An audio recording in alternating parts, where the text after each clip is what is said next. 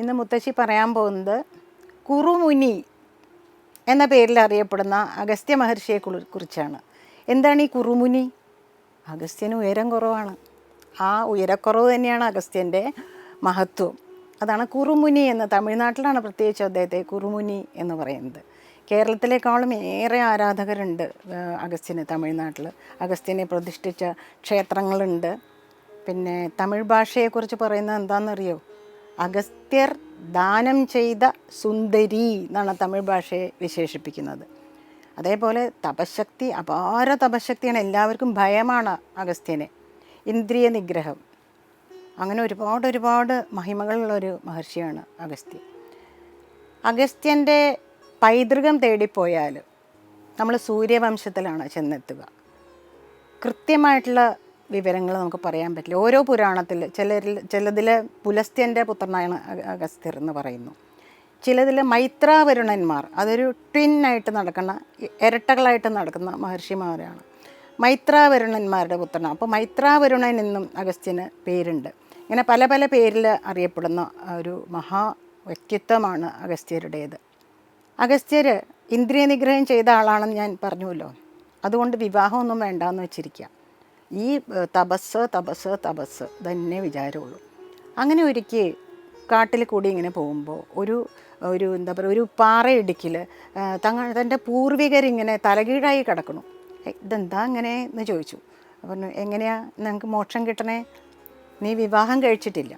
വിവാഹം കഴിച്ച് പുത്രൻ നിനക്ക് ഉണ്ടാവുമ്പോഴേ ഞങ്ങൾക്ക് ഒരു മോക്ഷം കിട്ടുള്ളൂ എന്ന് പറയും. അപ്പോൾ വളരെ ഒരു പശ്ചാത്താപം തോന്നിയിട്ട് നേരെ വിദർഭ രാജധാനിയിലേക്ക് പോവുകയാണ്. വിദർഭ രാജാവിനോട് പറയും, അങ്ങയുടെ പുത്രിയെ എനിക്ക് വിവാഹം ചെയ്തു തരണമെന്ന്. രാജാവ് ഒന്ന് നോക്കി, ഇങ്ങനെ മഹർഷി വാർദ്ധക്യം ബാധിച്ചിട്ടുണ്ട്, പൊക്കല്ല, കാണാൻ ചന്തവുമില്ല, എൻ്റെ പുത്രിയാണ് ഈ പരമസുന്ദരി ലോപാമുദ്ര, എങ്ങനെയാണ് കൊടുക്കുക? പക്ഷെ പേടിയാണ്, മഹർഷിമാർ ശപിച്ചാൽ.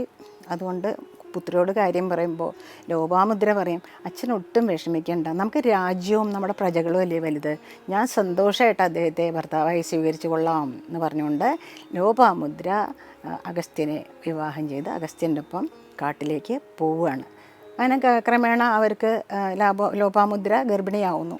അപ്പോൾ അഗസ്ത്യൻ ചോദിക്കും, വെറുതെ സാധാരണക്കാരായിട്ടുള്ള 1000 പുത്രന്മാർ വേണോ, അതോ മഹാവിദ്വാനായ അതിയോഗ്യനായ ഒരു പുത്രൻ വേണോ എന്ന് ചോദിക്കും. അപ്പോൾ ലോപാമുദ്ര പറയേ, എനിക്ക് ഒരു പുത്രൻ മതി, അതിയോഗ്യനും മഹാവിദ്വാനുമായിട്ടുള്ള ഒറ്റ പുത്രൻ മതി എന്ന് പറയും. അങ്ങനെ അഗസ്ത്യനും ലോപാമുദ്രയ്ക്കും കൂടി ജനിച്ച അതിവിദ്വാനായ പുത്രനാണ് യിദ്മവാഹൻ. ഇനി അഗസ്ത്യനെക്കുറിച്ചൊരു പ്രധാന കഥ പറയാനുള്ളത് അഗസ്ത്യൻ എന്നുള്ള പേരെങ്ങനെ കിട്ടി എന്നുള്ളതാണ്. അത് മുത്തശ്ശി പറയാം കേട്ടോ. വിന്ധ്യൻ എന്ന് പറഞ്ഞിട്ടൊരു പർവ്വതം ഉണ്ടായിരുന്നു.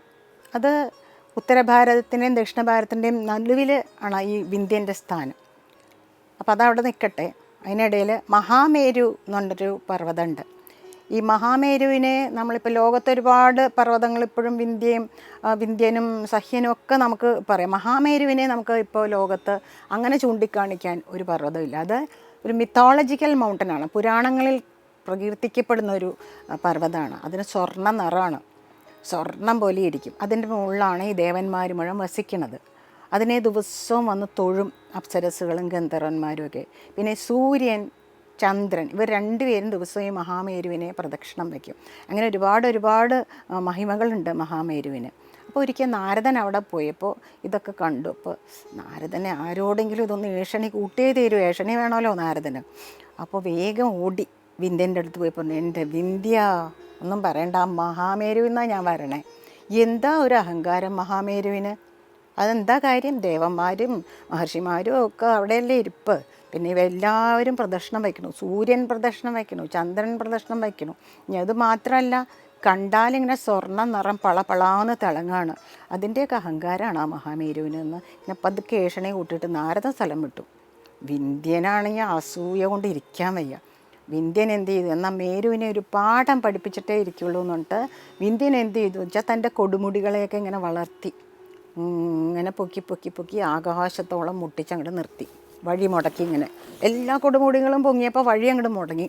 സൂര്യനും ചന്ദ്രനും അവർക്ക് ആകാശഗമനം ചെയ്യണം, കിഴക്ക് നിന്ന് പടിഞ്ഞാട്ടേക്ക് പോകണം, പറ്റുന്നില്ല.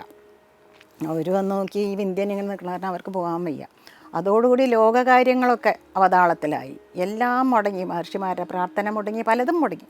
അപ്പോൾ എല്ലാവരും വന്ന് വിന്ധ്യനോട് അപേക്ഷിച്ചു, ഇത് ശരിയല്ല, ഇങ്ങനെ ചെയ്യണേ എന്ന് പറഞ്ഞു. ഒന്നും കേട്ടില്ല. ദേവന്മാർ വന്ന് പറഞ്ഞു, ഈ കൊടുമുടികൾ ഇങ്ങനെ നിർത്തിയാൽ എങ്ങനെയാണ് ഈ സൂര്യചന്ദ്രന്മാർ സഞ്ചരിക്കുക എന്നൊക്കെ ചോദിച്ചിട്ടൊന്നും യാതൊരു രക്ഷയില്ല. അപ്പോൾ ദേവന്മാർ വേഗം അഗസ്ത്യൻ്റെ അടുത്ത് പോയി.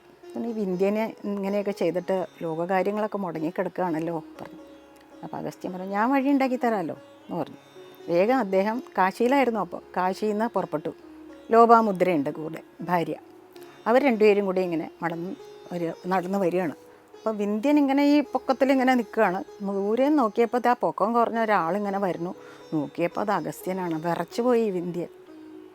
എങ്ങാനും എന്നെ താണ്ടി പോകാനുള്ള വരവാണെങ്കിൽ ഞാനിങ്ങനെ നിന്ന ശാപം കിട്ടിയത് തന്നെയെന്നും പറഞ്ഞുകൊണ്ട് വേഗം കൊടുമുടികളൊക്കെ ഉള്ളിലേക്ക് അങ്ങോട്ട് വലിച്ചിട്ട് പൊക്കമൊക്കെ കുറഞ്ഞ് വളരെ വിനയത്തോടെ നിന്നു. അപ്പോഴേക്കും അഗസ്ത്യൻ അടുത്തെത്തി. എന്താ വിന്ധ്യ, സുഖല്ലേ എന്നൊക്കെ ചോദിച്ചു. ആണ് എന്ന് പറഞ്ഞു. അതെ, ഞാനും ലോപാമുദ്രയും കൂടി ദക്ഷിണ ഭാരതത്തിലേക്ക് പോവുകയാണ്.